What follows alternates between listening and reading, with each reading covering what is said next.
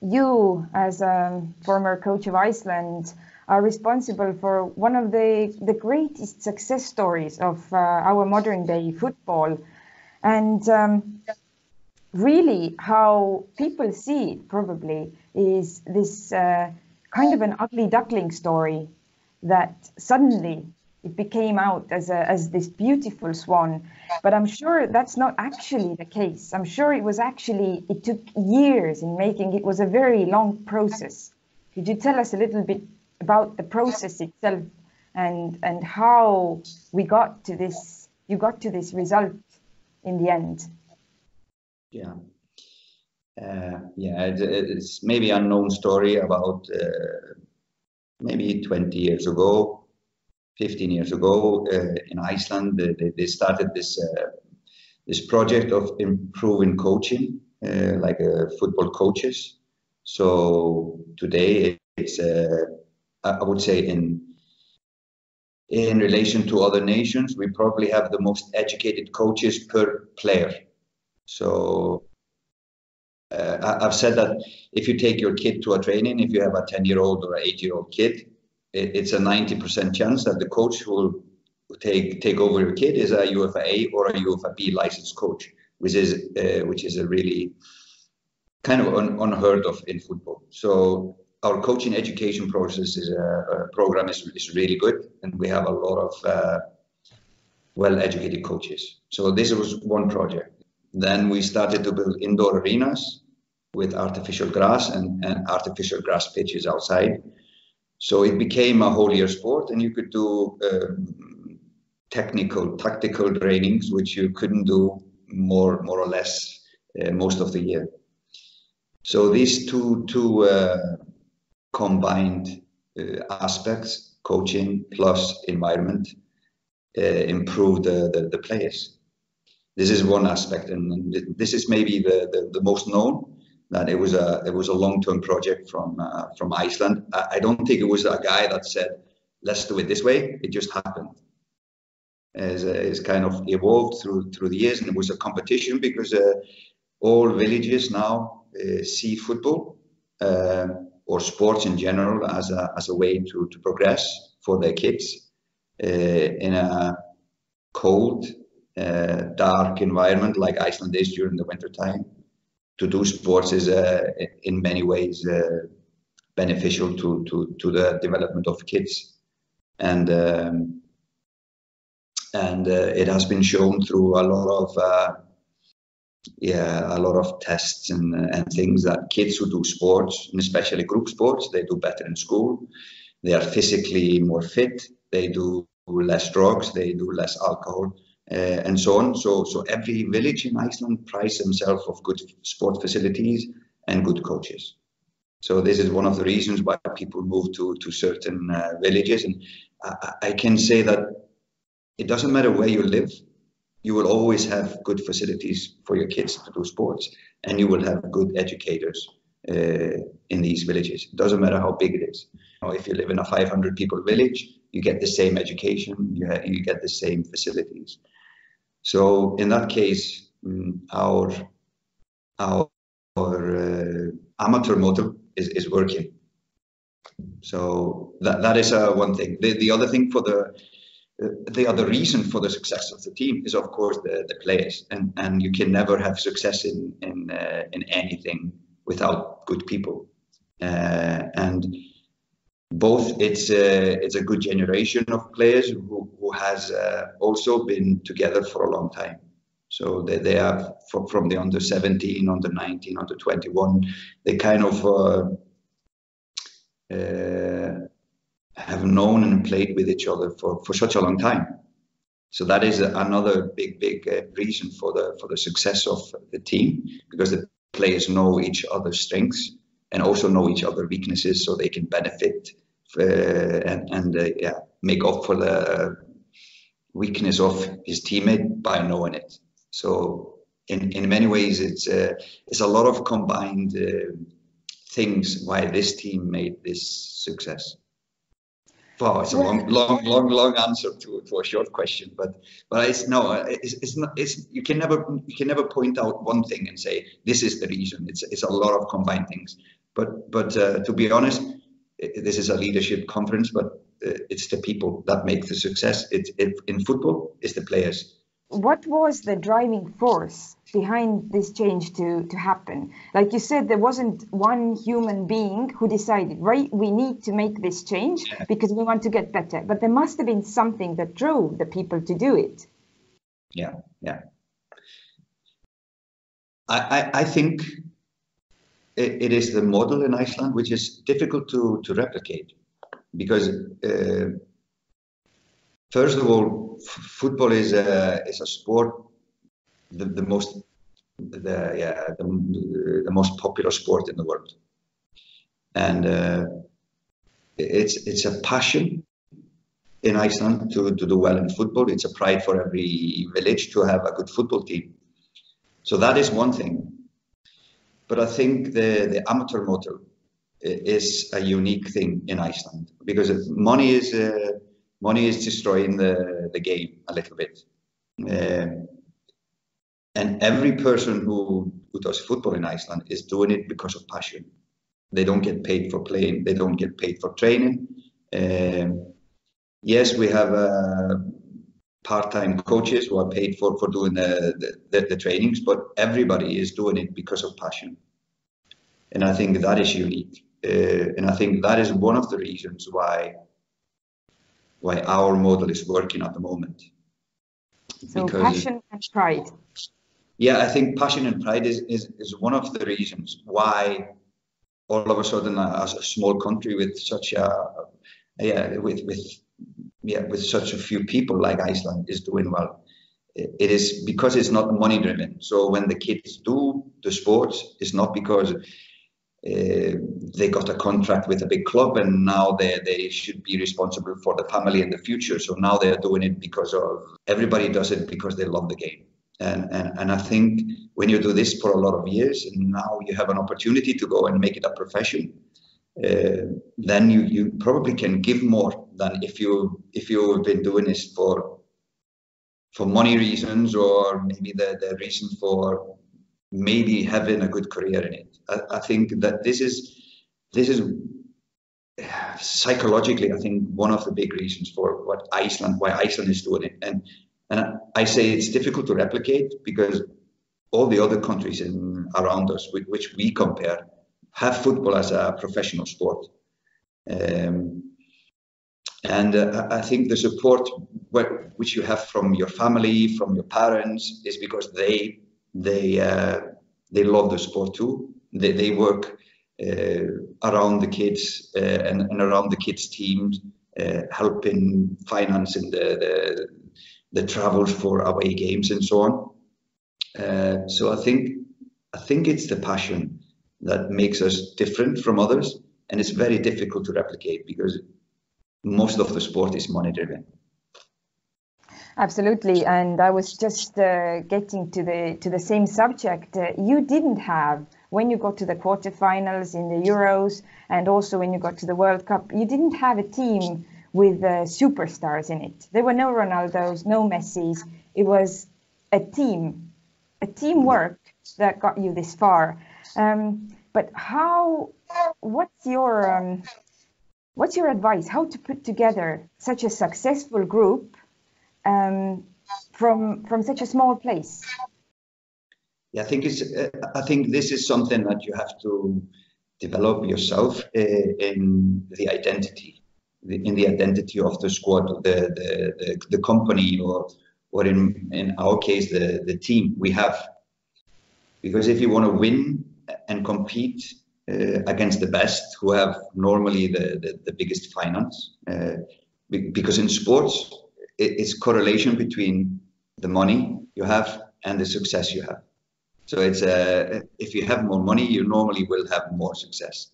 So if you don't have the resources, you have to have something different. And for me, the most important is to have a clear identity and to explain it that we knew in beforehand we didn't have the best players. The best players play with the best teams, have the biggest salaries, plays the Champions League, and we didn't have anyone playing the Champions League even. We didn't have the best passing team. On average, I think our passing completion was about 82-3%. So it means in general terms that we could make 2, 3, 4 passes and then we lost the ball. So it's not a good football team if you think of it from these aspects. So we knew we weren't best in all areas, but we needed to be best in some areas. And this is why identity is so important. And so we said, okay, we have to be not only good, we have to be best in these areas. So it's better to be best in 6 areas out of 10 rather than being semi-good in 10 out of 10. So we spent our time, we spent our meetings, we spent our trainings in trying to be best in some areas. It was set pieces, which we can train and develop and spend time on. It was defense. And of course, we had the ball maybe 30% of the time. So fucking hell, we had to be good in defending. We wanted to be the best organized team in the world. And we wanted to be the hardest working team in the world. And we wanted to have the best team spirit. So these are the areas we worked on, we spent our time on. We analyzed ourselves and opponents according to these things. And I can say probably we were one of the hardest working teams in these tournaments. We were pretty organized. We were really good at set pieces. We scored almost half of our goals from set pieces. So even though we didn't have the ball, if we had the ball only 30% of the time, we still believed we could score goals. So we could go with confidence. So this is what I think is important for an underdog company or an underdog team, to have a clear identity. We are going to be best in these areas. We're not going to follow someone else's model and try to be better than them in this model. We create our own model, and we like to be the best in what we are trying to do. And then we explain to the players, we explain to the FA, and we explain to the media, we explain to the supporters. This is what we are trying to be best in. So everybody was on board. So everybody valued us from what we were trying to do, not what they wanted us to do or what concept they had of a good football team.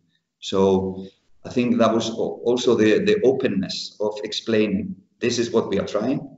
We are not trying to be Spain. We're not trying to play like Barcelona, or we're not trying to play like Brazil. This is how we want to play.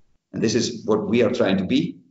And then people started to appreciate and seeing the game from the same eyes as we did, and analyze the games from the same eyes as we did. So I think it's important also to explain to others, and not only the people you are working for you and should be the part of this identity, but also the people who should support you, and people that are going to analyze you and criticize you. Well, there's 23 players that you can take to big tournaments, but of course only 11 of them get to actually go on a field when the game starts.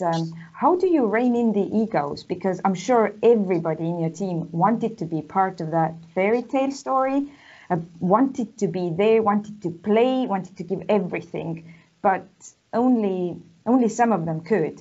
How do you rein in the egos and keep everyone still working for the same goal?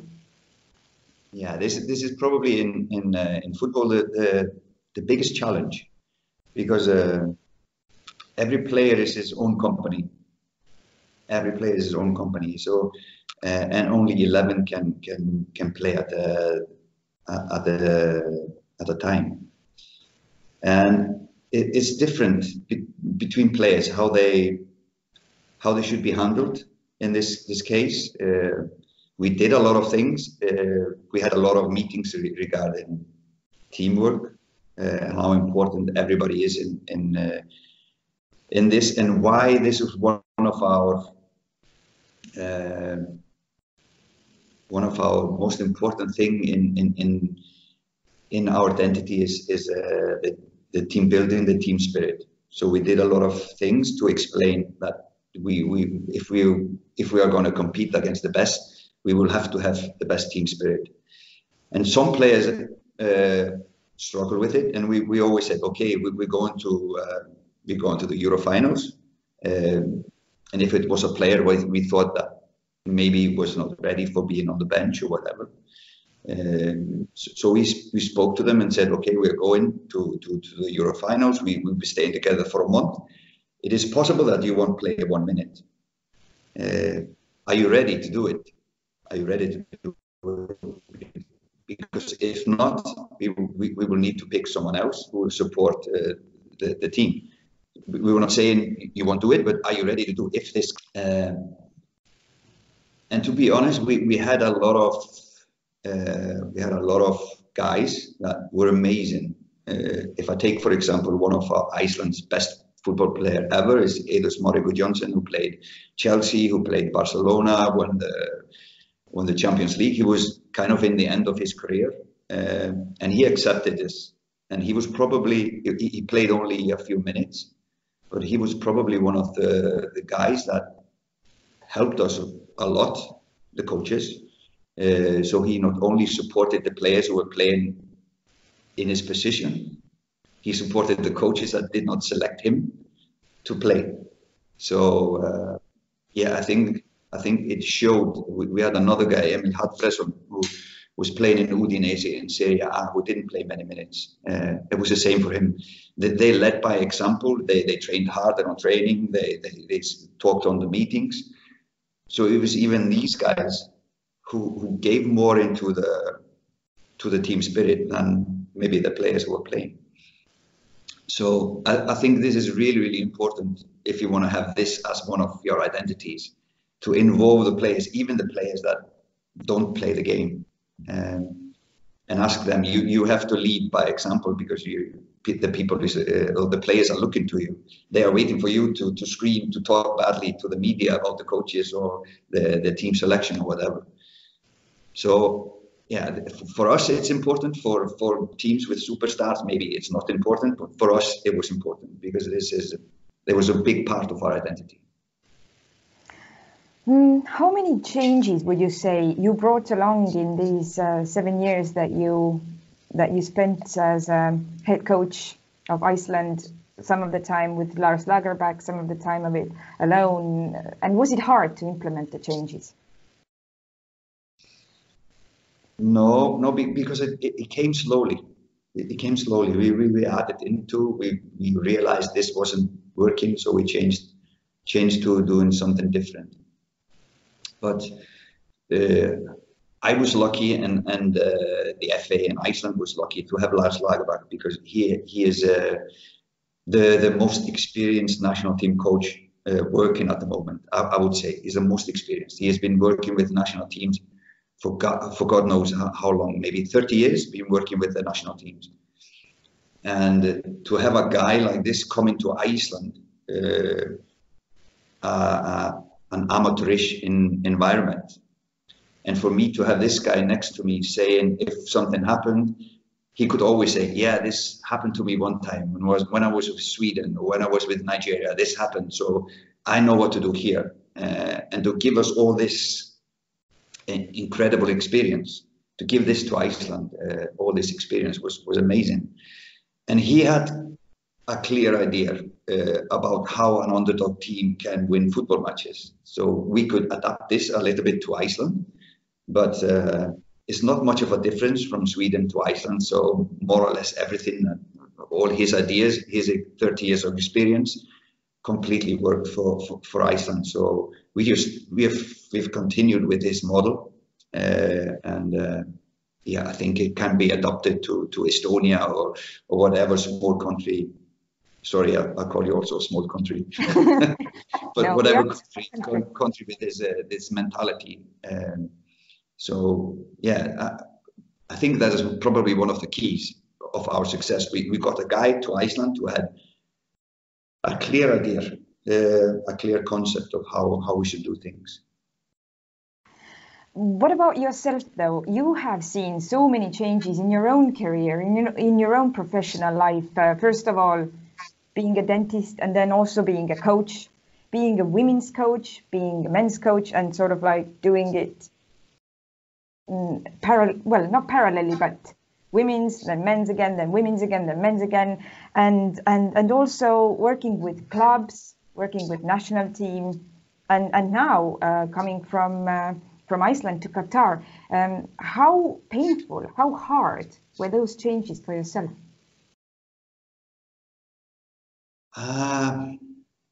Again, maybe different from others. It kind of came by itself. I started coaching when I was 17, alongside playing, alongside university education. So I coached the youth teams for about 15 years. So I love to coach kids, and I still try to go and do some kids trainings because I love that. And then I coached the women's team for 5 years. So this was a big step to take over the senior women's team. And then the next step was taking over the men's team in my hometown. And I thought this is going to be, this is the biggest I can do. And then we did really well in all areas. First the youth teams, then the women's team, then the men's team. And then I got a call from the FA, and I thought, this is the end for me. I won't go any higher. So it kind of, one thing led to another. I've never been worried about what happens next season. If you do well here, it will just take you somewhere different. So it was not like planned. And again, dentistry is my profession, and that was what made it possible, because you don't live from being a football coach in Iceland. So I had my earnings from dentistry, and this was just I was doing football because of my passion for the game. And I think, when I saw in the national team, okay, I can do my living from being a football coach. It makes now I can get the same salaries from being a football coach as a dentist. So I think for me, one thing led to another, and the transition wasn't tough because it happened slowly. It progressed through a lot of years and through different experiences. And I think in the end, my career is as a football coach is totally different from most others, because normally most of the coaches today has been professional players for all their life, and then they went into coaching afterwards. So probably gone a different route than most coaches around me today. So I think it's a good experience, and it's valuable to have been coaching kids, women, club teams, amateur teams, and then now national teams and professional teams.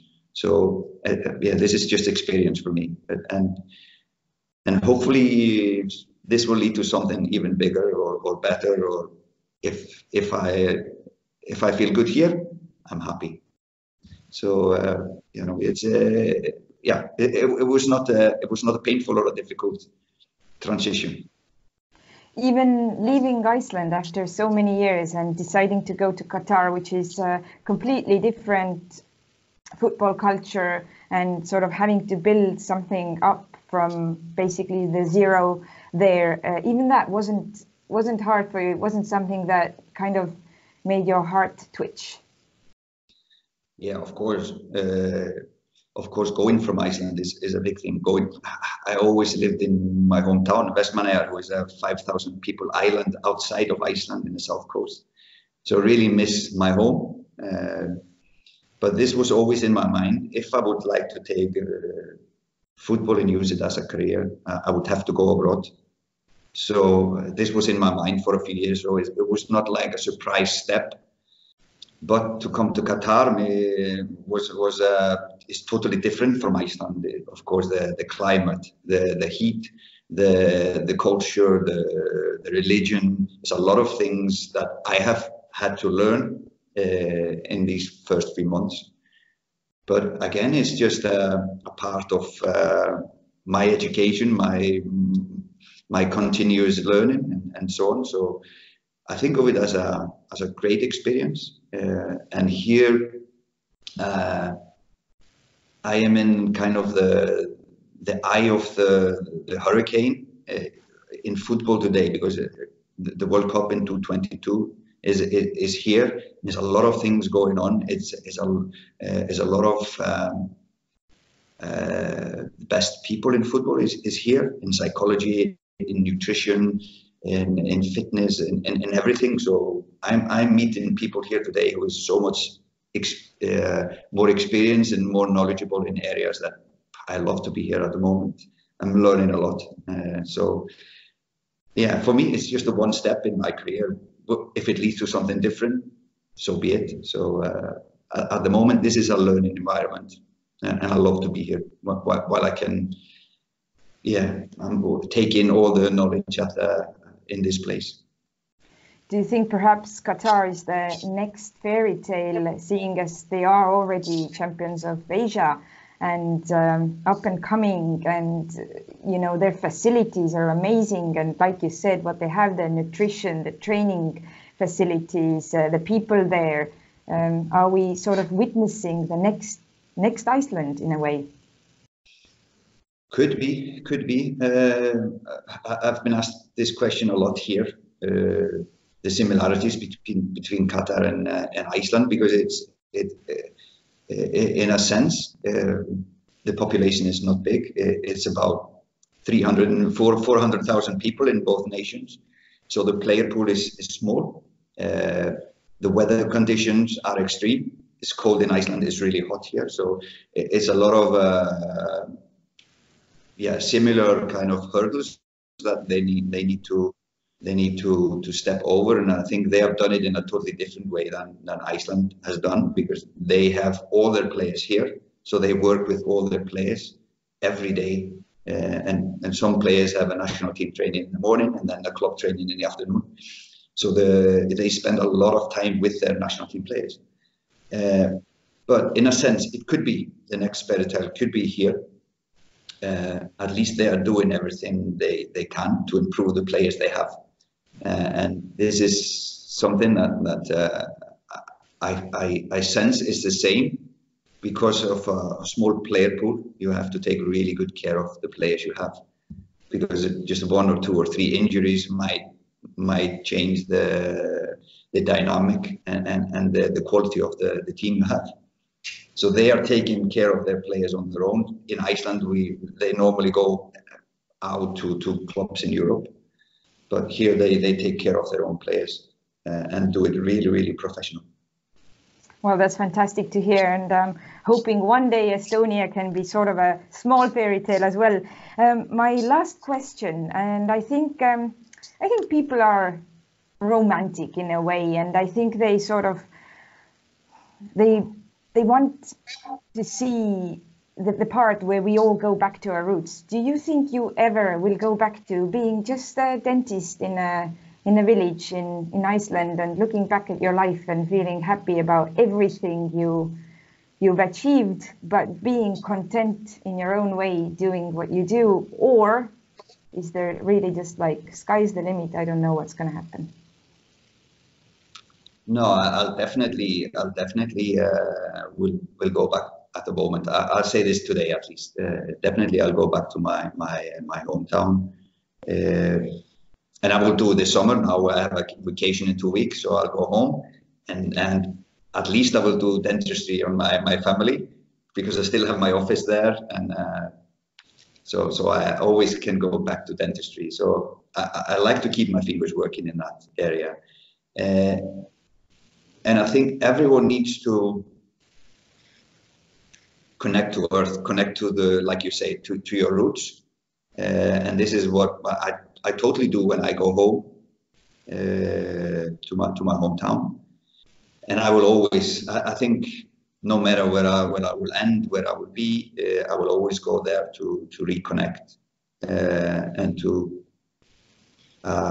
go back to zero in my head, because there you don't need to play. Everybody knows who you are, so you don't need to protect your ego or nothing. Everybody knows how crazy you are when you were 16 or 15 or 14 or whatever. So everybody knows me there from who I am.